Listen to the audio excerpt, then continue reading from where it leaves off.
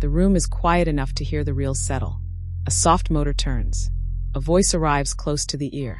It moves with the slow confidence of a late hour. Demon lover does not rush. It lets a single sound hang in the air. Then another.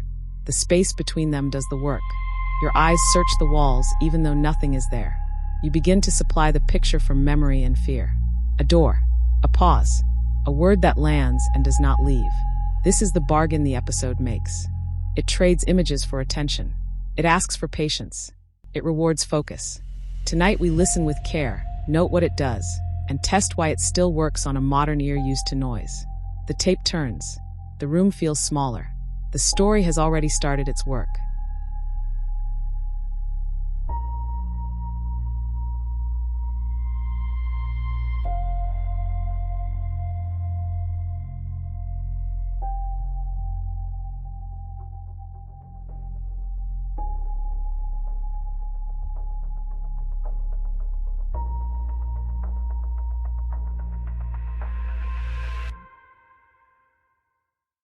Chapter 1.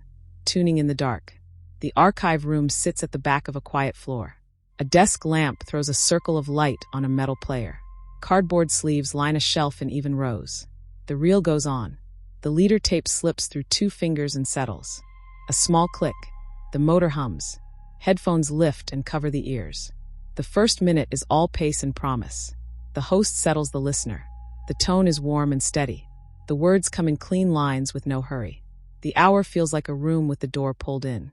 The episode signals that the thrill will come from attention, not shock. The lamp shows dust in the air. The world outside the headphones falls away. A notebook lies open next to the deck. The pencil makes neat marks. Time codes, short notes, blank space for impressions. The goal of this session is simple. Listen once through. Then listen twice more and track what the body feels at key marks. Do not analyze mechanics yet. Stay with mood, voice, and pacing. Minute 3 raises the heart rate a notch. The scene does not shout. It narrows. The host gives the frame its boundaries and then steps back. The actors take over. The first exchange is close and ordinary. It does not announce danger. It invites you into a small circle. Your ear leans forward. The pencil notes this as a trust move. The episode gives control to the listener and asks for a first act of belief. The room around the listener is plain. A file fan turns on low. The chair gives a small sound. The headphones hold the sound field tight. A pattern forms. Short lines, brief pauses, then a single cue sound placed right where the mind expects relief. The relief does not come. The pause stretches. The mind fills the gap. The pencil writes one line. The fear forms in the space, not the sound. At minute 6 the body marks a change. The neck muscles tense. The breath slows to match the pace of the scene. The voice work stays even.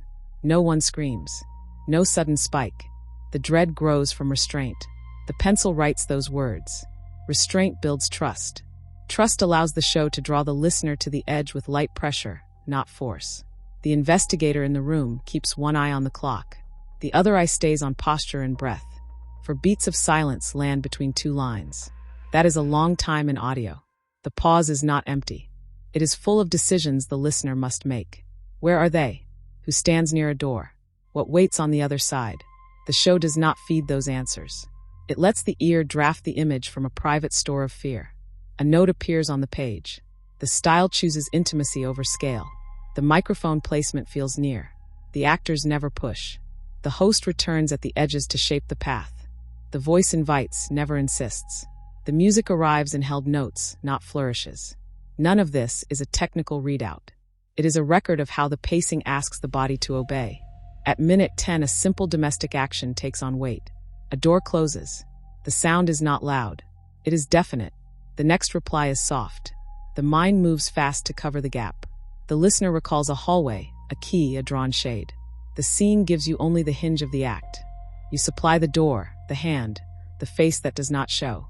The body reads the withheld picture as a threat. The notebook now holds a small map of the episode's early arc. Narrow. Withhold. Place a cue. Extend the pause. Invite the listener to risk a guess. Reward the guess with a line that does not settle the question. Repeat at a slightly tighter pace. This is not a trick. It is the honor system of fear. The show treats the listener as a partner who can keep up. A second pass begins. The tape rewinds. The lamp hums.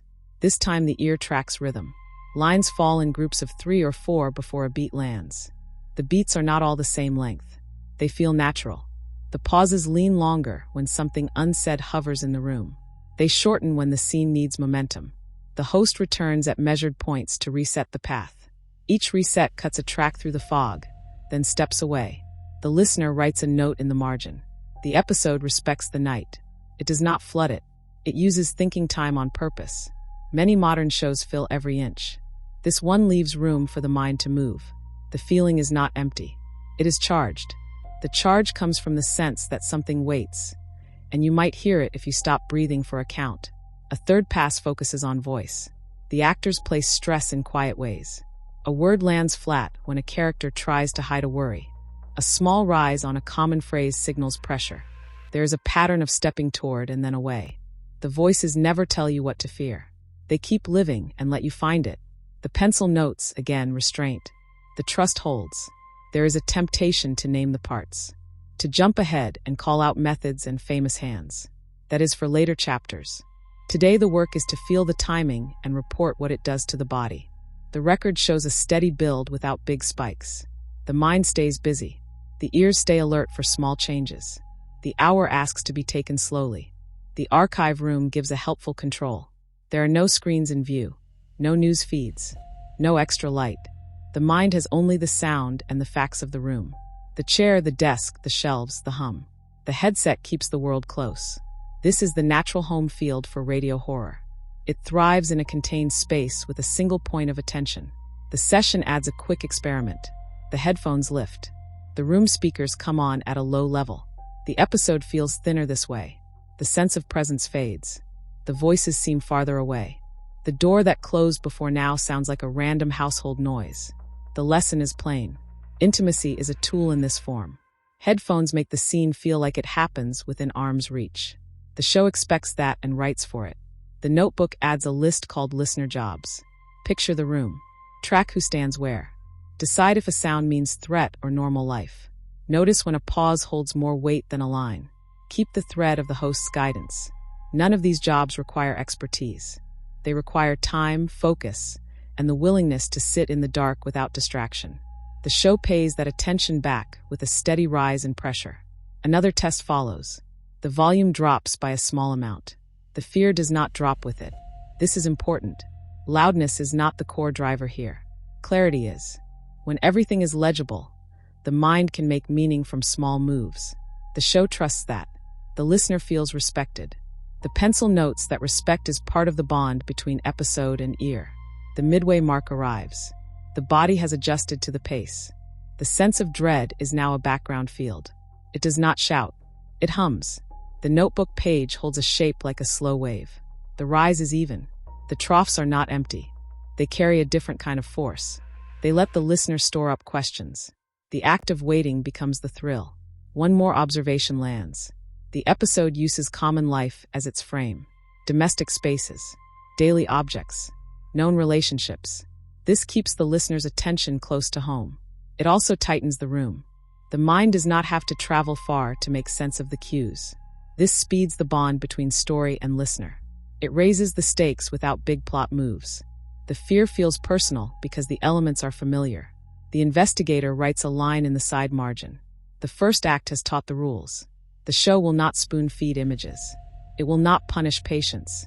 It will make you do small tasks and then pay them off. It will allow quiet to hold meaning. It will let voices carry weight through truth, not tricks. The rest of the hour will stay inside those rules unless it wants to shake you. A brief pause for water. The reel keeps turning. The playback stays at normal speed. No pitch shift. No scrub. The aim is not to catch secrets. It is to experience the rhythm at human scale. The notes point to a small pattern that repeats. A neutral exchange. A small cue sound. A pause. A reply that refuses to resolve the cue. This repeats with slight variations. Each time the gap widens in the mind, even if the pause is the same length. The session ends the third pass and sits quiet for a minute. The archive room feels like a partner now. The stillness has trained the ear to value the next small sound. This is the same training the episode builds in the first act. The listener is now ready to live inside fine differences. That is where the episode wants the ear to live. That is where it will build pressure in the later scenes. Before stopping the tape, one last check. The mind runs a quick test. What did the episode avoid? It avoided clear labels on fear. It avoided a heavy hand. It avoided overexposure of any single cue. It avoided comedy in the wrong places. It avoided any need to show off. These choices keep the mood steady and let the dread grow like a slow tide. The headphones come off. The room sounds wide again. The fan, the chair, a hallway footstep. The reel coasts and stops. The smell of paper and tape sits in the air. The notes on the desk show a clean set of early findings. Pace and patience lead. Intimacy is the channel. Silence is not a hole. It is a tool. The listener's mind supplies the pictures. The episode trusts that mind to do the work with care. This was a listening chapter. No names. No studio lore. No deep method. Only the act of hearing and recording what it did to a body in a room. The next task will ask where this approach came from and why it fit its time. That will come later. For now, the record stands. Demon Lover sets its hook with voice, space, and time. It moves on a narrow path and invites the ear to walk it. The hour honors patience. The fear grows in the gaps. Chapter 2. The 70s Comeback. A photocopied memo lies on the desk. It speaks in careful network language about late nights, affiliate needs, and new audience habits. Television owns the dinner hour. The late slot is open ground. Stations ask for a show that fills time and keeps people near the radio at home. Drama is a risk. Drama with a steady host and a clear promise is a calculated risk the network can defend. The calendar on the wall reads January 6, 1974. The first broadcast goes out with a confident cadence. The pitch to affiliates had been simple. Give people an hour that feels like company in the dark. Keep it safe for the bedroom and the living room. Make it smart enough for adults and clear enough for teens who stay up late. Offer sponsors a name they can trust. Deliver it every night so habits form. E.g., Marshall steps to the task with a measured voice. He does not sell shock. He sells steadiness. He sets the frame and holds it. He introduces each hour and returns at the edges to keep the path true.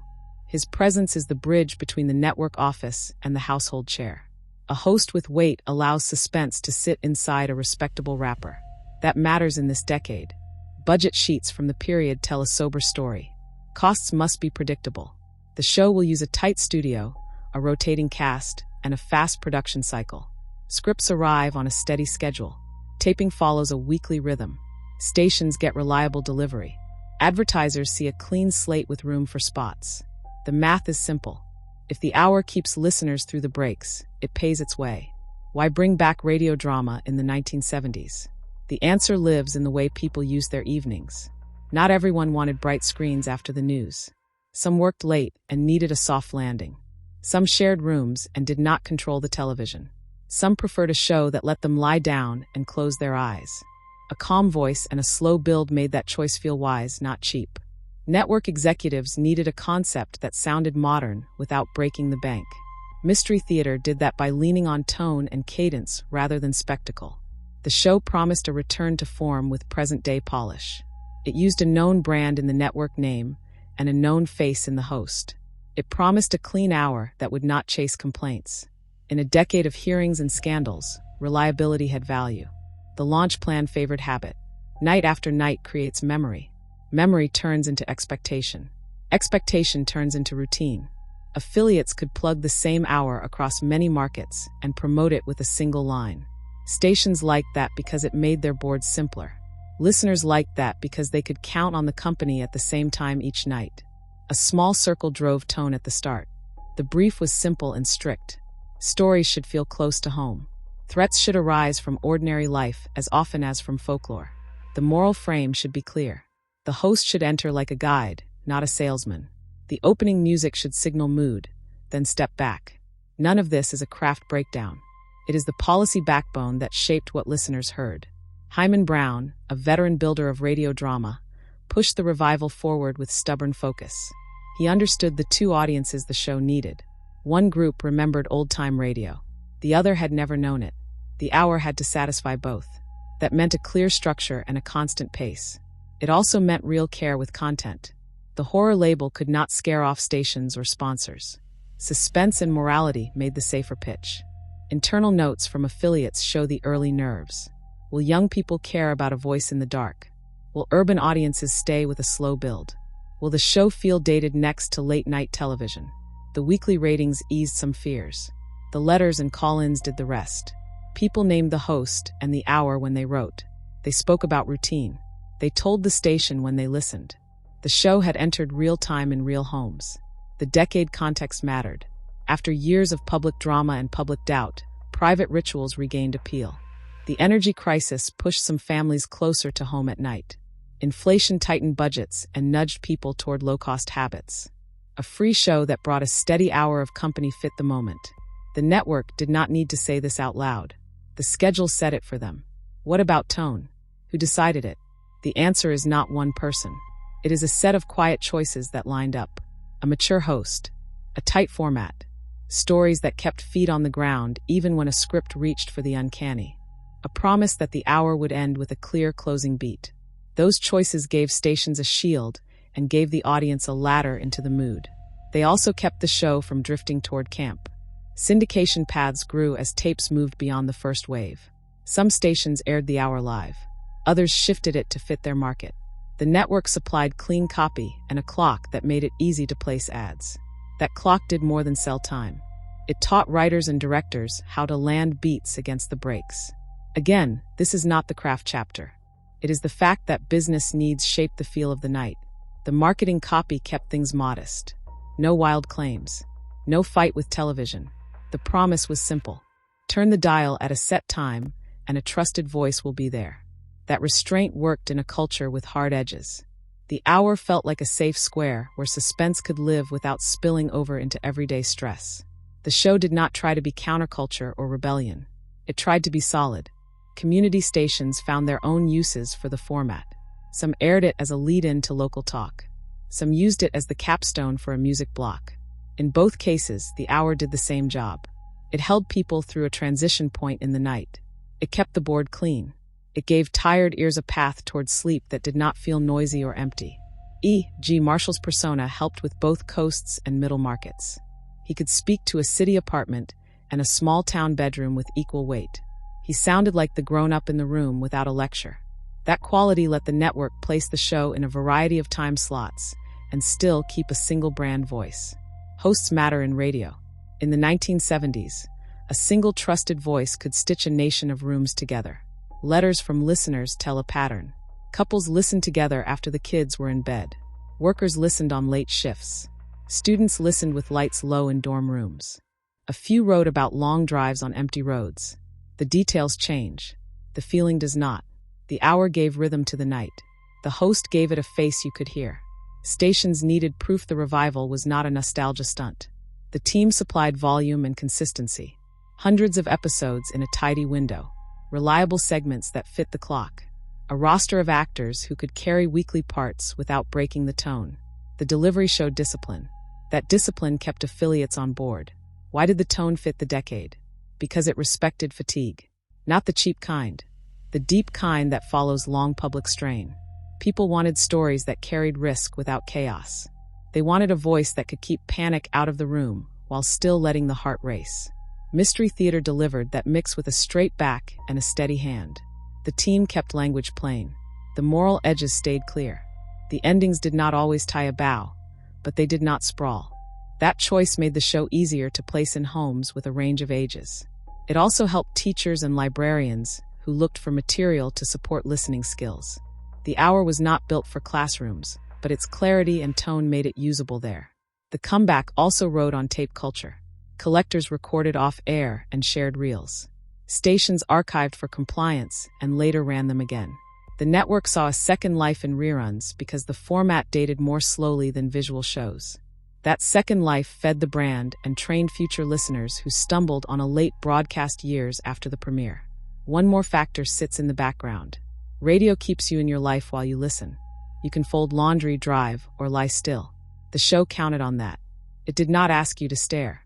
It asked you to attend. In a decade that pulled eyes in 100 directions, that felt like relief. The comeback worked because it knew what radio still did best. The chapter leaves craft for later. No sound design notes here. No breakdown of beats. Only the network logic, the host's steady roll, the needs of affiliates, and the habits of people at home. The 1970s comeback was not magic.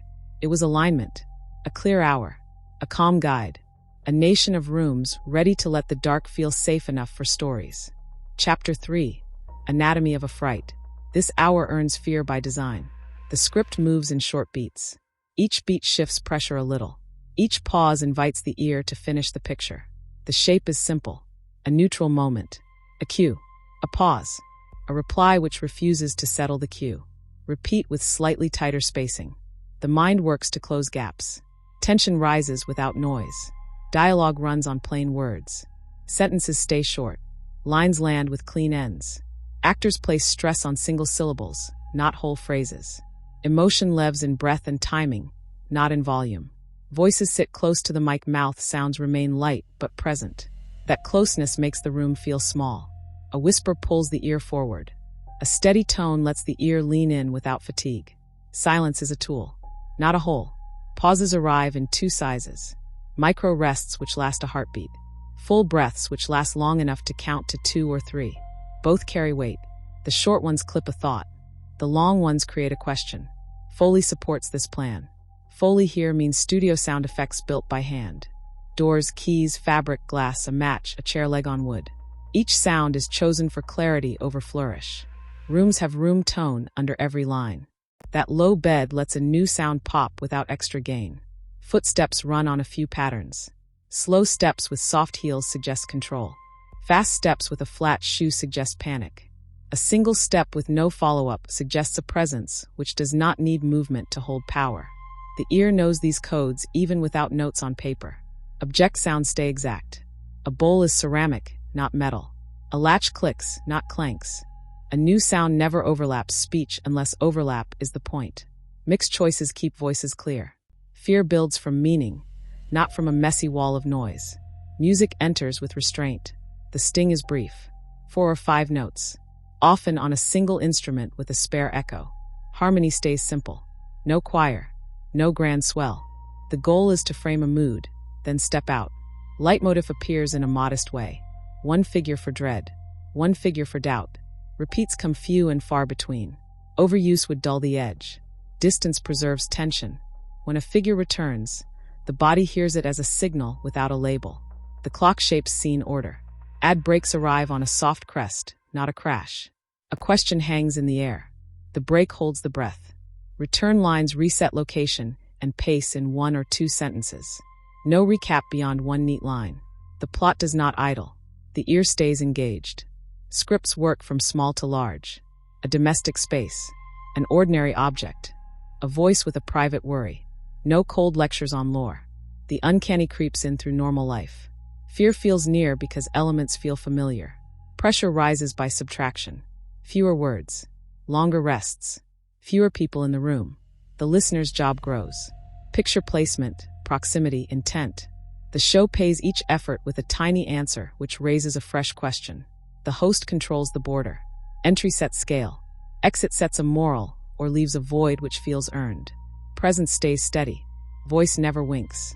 Tone never mocks. The hour treats every fear as real inside the frame.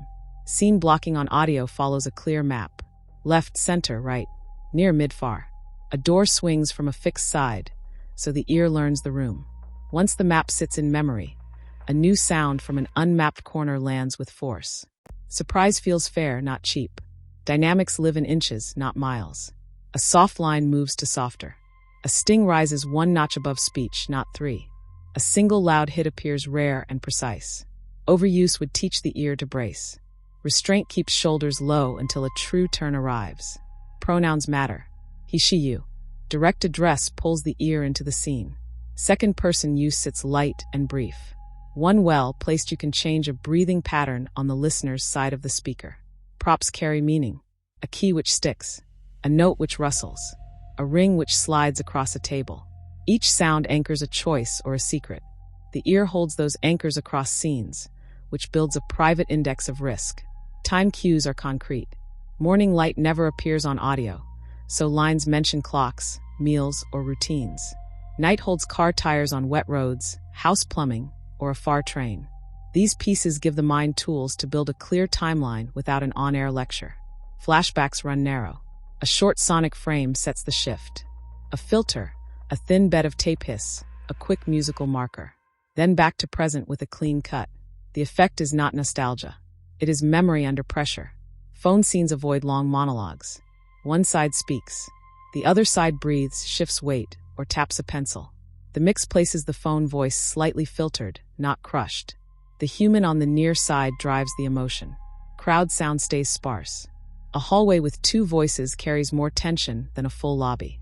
Group chatter muddies stakes. The show prefers pairs. Two people. One risk between them. The ear follows edges with ease. Exposition hides in action. A line during a search. A note read under breath. A short instruction while a pot boils or a drawer sticks. Facts slide in without a stop sign. Momentum never freezes for backstory. Threat seldom speaks its name. The script offers signs. A pattern which repeats. A voice which dodges simple questions. A small lie which does not fit. Each sign is legible without heavy emphasis. Humor appears in thin lines and early. Relief vents pressure before mid-arc. Late humor risks collapse. The episode keeps late scenes clean and spare. Every sound points toward the finish. Micro-rhythms guide breath. Actors place a half beat before a key word. Musicians enter on the tail of a line, not on top. Editors clip endings tight so no syllable drags. The result feels lean. The body follows that lean. Space makes fear personal. Headphones pull the listener inside a 3-foot circle. Sounds enter that circle with intent. The show writes for this distance. A whisper near the left ear. A latch on the right. A footfall straight ahead. The mind maps danger by angle and reach. Red herrings stay honest. A sound implies one source, which would make sense. A later line proves a different source, which also makes sense. The listener never feels cheated. The process trains the ear to weigh options, not to chase random noise. When a reveal lands, it lands low. Voices do not spike. Music does not swell. A plain line carries new truth. Silence follows. The body does the rest. This approach respects the intelligence of the audience and preserves replay value. The final third shifts tempo by a hair. Pauses trim down. Cues bunch closer. Words still stay simple. Scenes cut slightly earlier. Each cut leaves a breath for the ear to supply missing steps. Momentum rises without losing clarity. No gore. No lingering on harm. Dignity stays intact. Fear grows from stakes which feel human. Loss of trust. Loss of control. Loss of safe ground in a familiar room. Audio serves those stakes with care. The closing minute returns to first principles. Plain voice. Clean image. One sound which means more now than before. A door. A wind under wood. A hand on a coat. Music tags the mood and retires. The host lifts the listener back into ordinary life. All of this sits on a single promise. Attention equals reward. The show never punishes focus. It never piles noise over signal. It asks for stillness. It gives presence in return. This is the engine inside Demon Lover. Clear beats. True pauses. Precise sounds. Honest signals. A steady guide. A room which grows smaller by design. The ear meets the hour halfway and goes home with a chill which lingers. Chapter 4. The World Around the Speaker. Night settled early in the mid to late 1970s. Kitchen lights clicked off. Bedrooms kept one lamp on low. A bedside radio sat within reach. The last weather report gave way to voices that felt safe to hear in the dark. Work shaped the clock. Factory shifts rolled past midnight. Nurses walked bright halls and took breaks near small radios. Long-haul drivers steered through empty miles and kept one ear on talk and music. A steady voice at a set hour helped the night feel ordered. Money worries lived in many homes. Prices rose. Pay felt thin. Families cut back on outings and stayed in more. A free hour with a calm host and a slow build fit that mood and fit those budgets. Domestic life set the stage for fear that stayed close to the skin. Doors, keys, hallway lights, water in the pipes. These were not props from a far place. They were the tools of every night. When a story used them with care, the risk felt personal.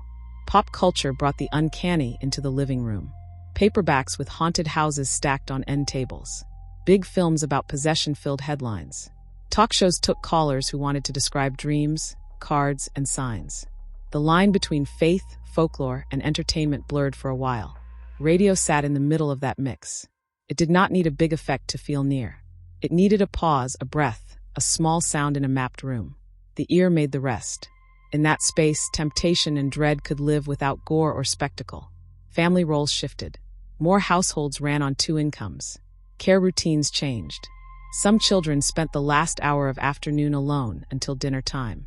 After bedtime, parents wanted quiet company that would not wake anyone. A measured hour of suspense matched that need. Workplace stress leaked into bedrooms. Layoff rumors moved through break rooms. Overtime helped but wore people down. Stories about control, trust, and unseen pressure sounded familiar. A show that built fear from an ordinary room did not have to explain very much. Faith communities watched the same trends. Pastors warned about dark forces in new forms. Others called for calm and patience. People listened to sermons in the morning and stories at night. The moral frame of the host made that mix feel acceptable. The hour did not mock belief or sell it. It let the listener place the weight. Bedrooms carried small rituals. A glass of water on a table. A book opened to a marked page. A radio dial set 1 notch above low. Partners listened together without eye contact. The sound did the standing. The feelings moved in small steps. Apartments and dorm rooms needed quiet entertainment. A voice in the dark made thin walls feel less thin. The show asked for attention but not a stare. Listeners could lie down and let the room fade while the story pulled focus to the ear. Night workers used the same tool. A radio on a desk in a hospital station. A small set on a shelf near a loading dock. Volume set to keep the job safe. The hour paced time without calling too much attention to itself. Headlines kept the public keyed up. Scandals, shortages, and crime reports stacked over years. People did not want more chaos. They wanted controlled risk with a clean path back to ordinary life. The host's steady tone promised that path. Occult talk drew crowds and critics. Cards, boards, and books moved through stores. Skeptics pushed back. Radio could hold both notes. It framed strangeness as a question, then pressed on method and motive. It let listeners sit with puzzle and doubt, which matched the era. The home itself became a stage for unease. Locks felt necessary. Windows stayed shut. A knock at the wrong hour meant a choice. Stories that set the uncanny inside that frame felt true to many homes. They did not need ancient ruins. They needed a hallway and a phone. That phone mattered. A ring at night pulled everyone upright. A voice at the other end could bring comfort or a chill. Audio used the ring and the pause before hello to hold the breath. People knew that feeling from real life. Retail sold new sound in small boxes. Transistor sets, clock radios, cassette players. Portability helped the form reach kitchens, garages, and bedrooms. The show met people wherever a plug or a battery could live for an hour. Rooms carried different rules by age. Teens liked the thrill of staying up past lights out. Parents wanted a story that would not break trust. The hour threaded that gap with clarity and restraint. It promised an ending that would leave the room quiet enough for sleep. Work, family, and faith met at the edge of that hour. Control at work felt uncertain. Boundaries at home felt fragile. Belief felt both needed and contested. A story about attention, pressure, and temptation fit that triangle. It asked what holds when the room goes quiet. Listeners who wrote letters often mentioned place and time. After dishes, before bed, on break, in the car outside an overnight shift. The ritual counted as much as the story. The calm of the host made the ritual hold. Fear in that context did not need a monster with a clear face. It needed a voice that dodged simple questions. It needed objects that carried private meaning. It needed silence that asked the listener to decide what was safe. Those tools matched nightly life. The cultural wind pulled two ways. One current chased mystery and signs. The other demanded proof and order. The hour sat on the line between them. It gave the uncanny room to breathe. It gave reason its turn at the end. Routines made that balance work. Listeners knew when the hour started and ended. The clock made a promise. The story could shake the room, but would return it to steady before the host said goodnight. Trust grew from that consistency. This context did more than set mood. It shaped choices on the page and in the studio. Stories leaned on common rooms. Themes reached for loyalty, deceit, and control. Sound favored close mics and clean cues. The show lived inside the habits of the audience. So did Demon Lover mirror anxieties of work, family, or faith? The evidence points to yes in quiet ways. It pressed on control inside intimate spaces. It weighed trust against desire. It let moral language hover near the edge without preaching. The night gave it cover, and the radio gave it reach. Chapter 5, Voices Behind the Curtain. A script sits under the lamp. Page numbers in pencil. Cue lines in the margin. The clock grid runs down the left in tidy boxes. Writers built to that grid. Act openings carried a clear image in the first 10 seconds. Exposition hid inside plain action. Returns from breaks gave one neat line to reset time and place. Drafts moved fast. A final marked copy carried SFX, music, and pause counts. Dialogue stayed short. Beats turned on everyday objects that would read clean on air. The room called a table red. Chairs in a half circle. Pencils ready. The director listened for breath and overlap. Notes landed in 3 words at a time. Cut. Hold. Try again. Actors were regulars. Stage trained. They could bring shape at a low volume. They knew where the mic sat and how to move an inch without losing presence. Mic plots marked near, mid, and far. A door lived at a fixed angle. A phone sat to the right. Once the map held, a new sound from an unmapped corner had weight. The director watched the stopwatch. Beats had to land before the ad marker. If a pause ran long, a later pause paid it back. Timing tied art to business. Foley stood behind glass. Wood blocks. A key ring. A chair on a short strip of floor. Each prop stayed true to its material. Nothing cartooned. Nothing sloshed over the line. Music cues lived on index cards. For notes for doubt. A held tone for dread. Entries fell under voice tails, then cut clean. The tail of a cue never masked a word. Pickups handled the rough edges. A line with a soft consonant. A footstep that crowded a syllable. The engineer marked the splice with a sliver of leader and moved on. The host tracked in a separate window. Open bridge close. The voice set scale. It offered a moral frame without a sermon. It promised order at the edge of fear. Writers wrote to that promise. Temptation and cost. Choice and consequence. The last scene left air for the host to land the hour. The script did not step on that space. Standards shaped content. No gore. No cruelty for shock. No cheap laugh in the final third. The fear lived in control, trust, and small lies that felt true. Rehearsal favored pacing over flourish. A swell of feeling had to fit the meter of the scene. Actors learned to let silence carry work. The director cut lines that repeated the same move. Production days ran tight. 2 or 3 hours to secure an act. Pages turned fast. A coffee break doubled as a line check. The clock pushed clarity. Casting kept voices distinct. A low register for steady ground. A lighter tone for strain. A warm middle for the confidant who might not be safe. Listeners could track parts by ear. Engineers guarded legibility. Consonants needed space. Sibilants stayed under control. Peak sat 1 notch above speech.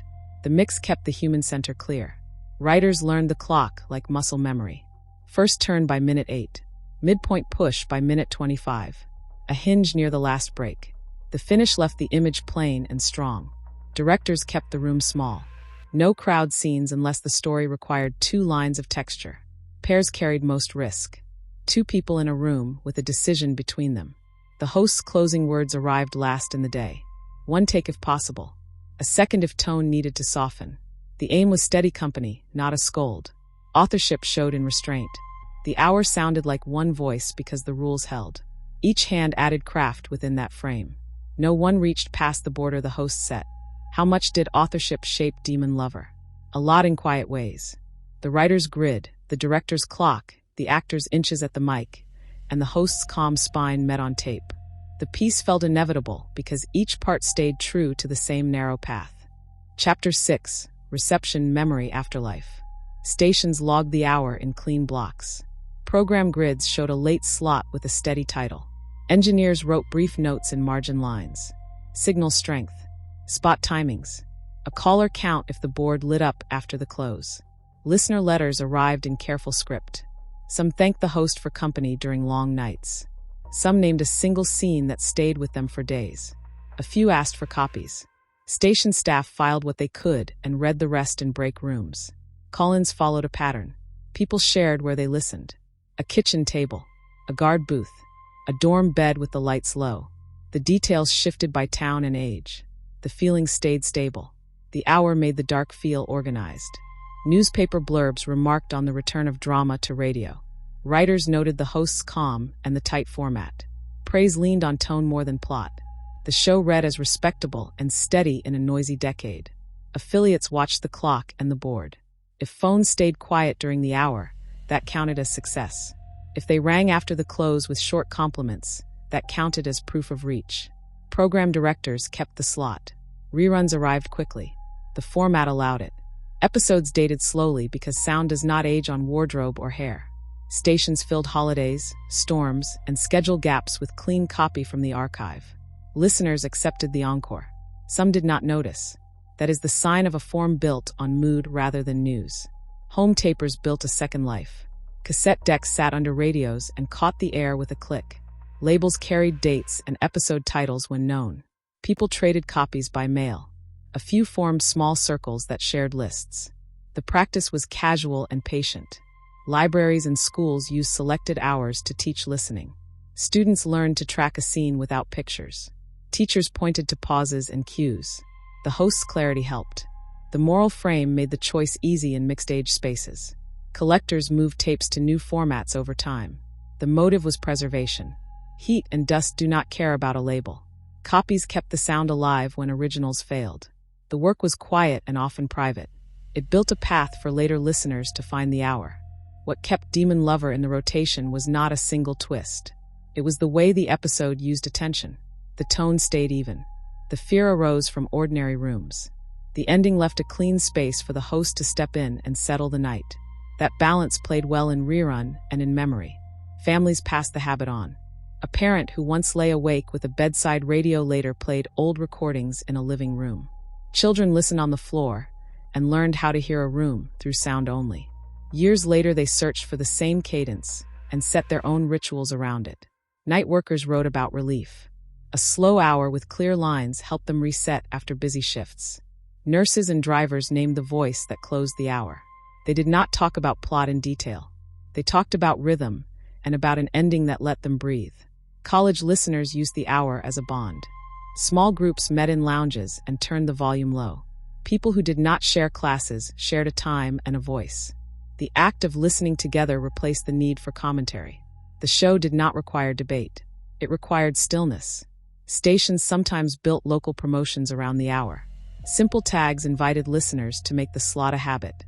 Some ran short contests that asked for a favorite moment. Winners named the host, and a single sound rather than a storyline. A door, a phone ring, a pause that felt like a held breath. Press features on the revival era highlighted craft and speed. When the episode list grew large, reporters leaned on volume as proof of success. The story of the comeback became part of the way people remembered the sound. Reliability turned into reputation. A smaller community formed around episode guides. Fans kept notebooks with titles, casts, and quick impressions. These were not official logs. They were personal records that helped people find an hour they wanted to hear again. Demon Lover often drew a star in margins. The reason wrote itself. Tone, restraint, aftertaste. In retirement homes and hospitals, staff used the hour for quiet time. The form gave company without glare. People who could not track television found it easier to follow voices and simple cues. The closing words acted like a gentle signal that night routines could begin. International listeners tuned in on clear nights when signals carried far. Others heard copies from friends and relatives. The form traveled well because it asked for the same skills everywhere. Listen closely. Picture a room. Decide what a small sound means. Critics later pointed to the show as proof that radio can hold drama in any decade. They cited the steady host and the narrow focus.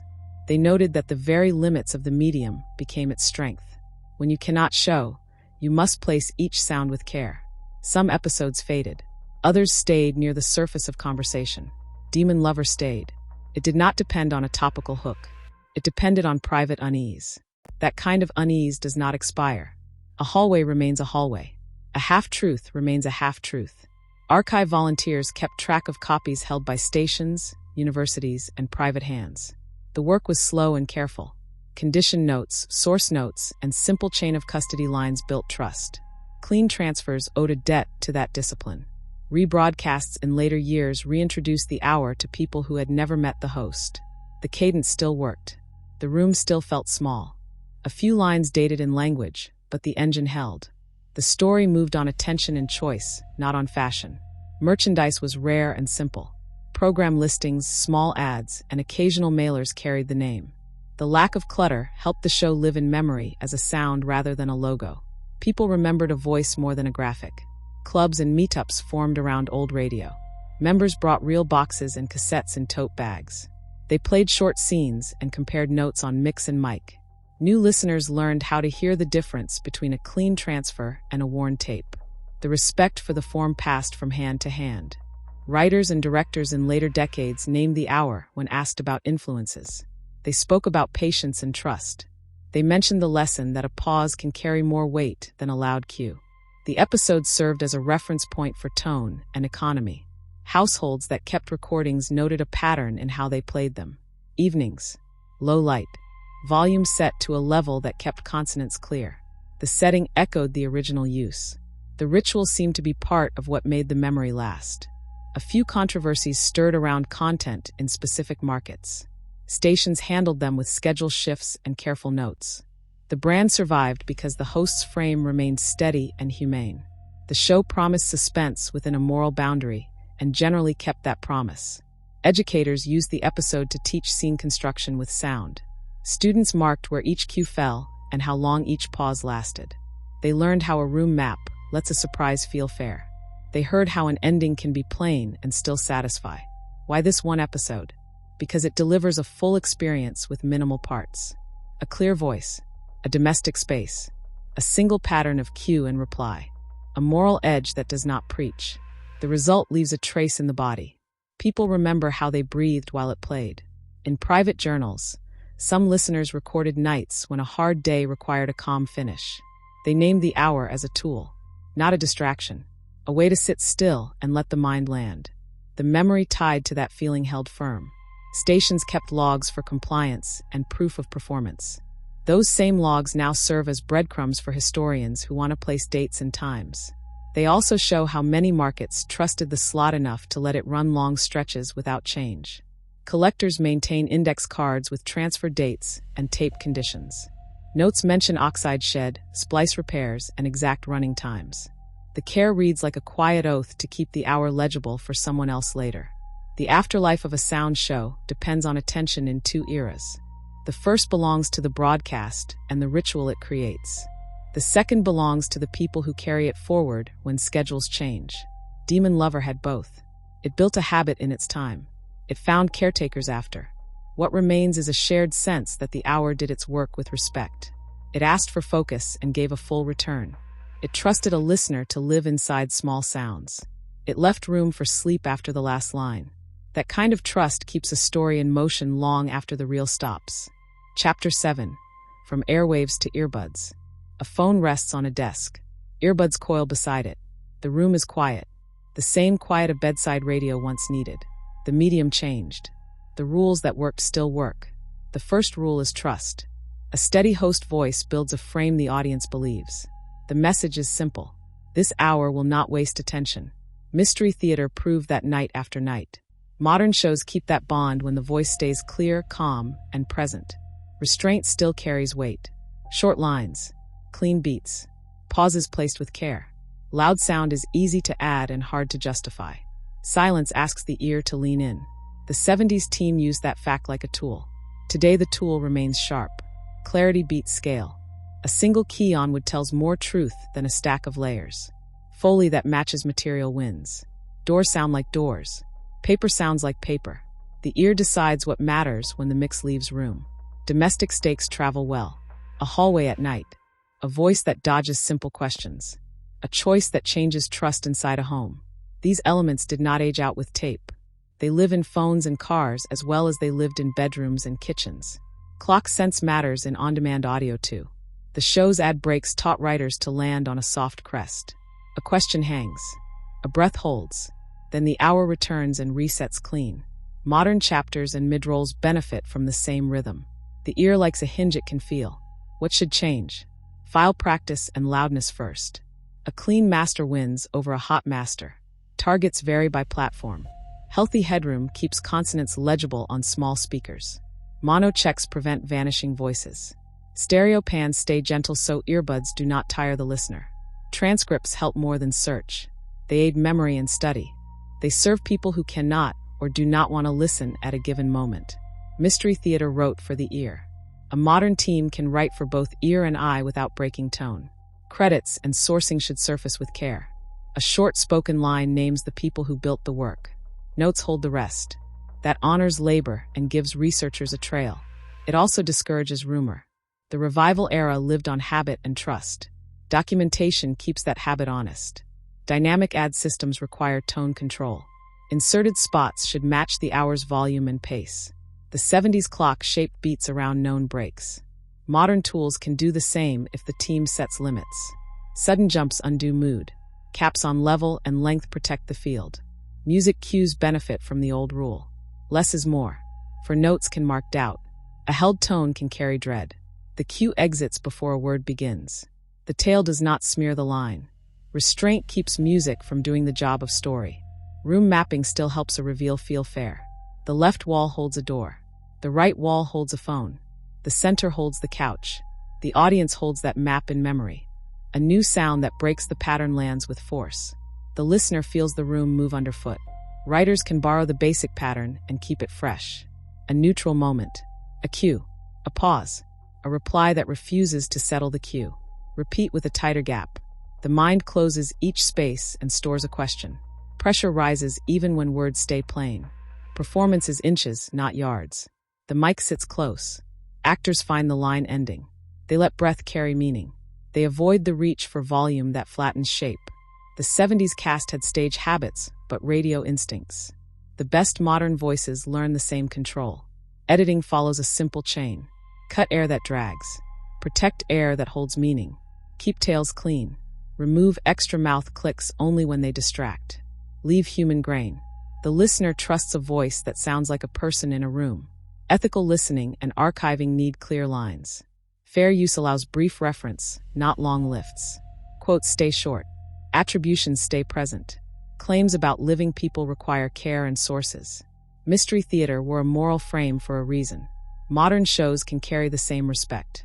Preservation is a second life. Keep a lossless master. 48 kHz at 24 bits serves most needs. Store checksums. Log dates, sources, and mixed choices.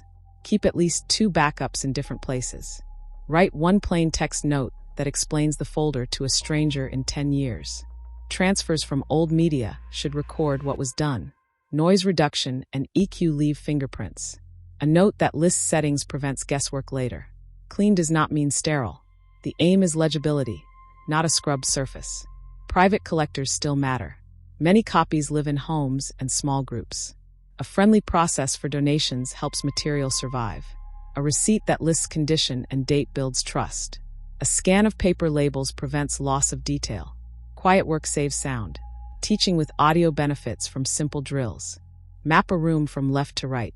Mark every pause longer than a breath. Play a scene on speakers, then on headphones, then in a car. Listen for what changes and what holds. Students who do this once hear every show differently. Accessibility goes beyond transcripts. Clear diction helps second language listeners. Avoid constant whisper if the scene does not require it. Content notes at the top keep people safe who bring their own history to a story. None of this dulls drama. It widens the door. Mobile habits change pacing choices. Many listeners take in shows during short windows. Writers can build sections that land in 5 to 8 minutes without feeling chopped. The old hour taught how to write a clock. The same skill helps now. Distribution tools tempt with loud tricks. Hard swells and sudden hits win a second on a graph. They lose a body over time. The 70s team chose patience and one replay value. Modern shows win the same way. Attention repays attention. Credit the crew out loud. Voice actors, editors, foley, music, research. The revival era filed this in logs and office notes. Today, a short spoken role gives faces to the work and keeps a record people can cite. It also signals standard to peers. Language can keep the calm spine and still sound current. Short verbs, clear nouns, no filler. Avoid jargon unless the scene earns it. When jargon appears, define it once in plain speech and move on. The old scripts did this under pressure. The method still works. On-set safety for fear stories means emotional care. Warn actors about themes. Give a pause after hard scenes. Keep a person in the room who can check in. The broadcast era did not always hold this line. Modern teams can. Music licensing and rights sit under every decision. Clear agreements prevent hard edits later. Archival use improves when contracts travel with files. A folder that holds the text of grants and permissions saves time and reduces risk. Young producers who study Demon Lover learn one central lesson. The show trusted the audience. It did not chase. It did not shout. It built a path and walked it at a human pace. Many current hits share that DNA even when they use new gear and new formats. A simple exercise places the past beside the present. Take a scene that rests on a door and a pause. Record it with one mic in a small room. Then record it with layers and wide stereo in a large room. Play both on earbuds at low volume. The first version will likely hold better. The ear values shape over spread. Community builds archive. Listeners who save files label them and hand them forward keep history alive. Stations and schools that host clean copies give future makers a baseline. The revival era rode on habit and care. The afterlife rides on the same. Global reach changes the night. A show that once aired at one time in one place now lands at all hours across time zones. The ritual shifts from a shared clock to a shared pattern. Quiet. Attention. A voice that guides. A space that narrows. The core remains. What to keep? The intimate mic. The honest pause. The map of a small room. The moral frame that respects dignity. The promise that the hour will return the listener to steady ground. What to update? File practice. Access. Credits. Tone-safe add tools. Clear notes on process. Care for people in the room. The distance from airwaves to earbuds is short when a show leads with attention and care. The old hour still teaches that lesson. The phone on the desk holds the same quiet the radio once held. A voice enters the room. The room grows smaller. The story begins.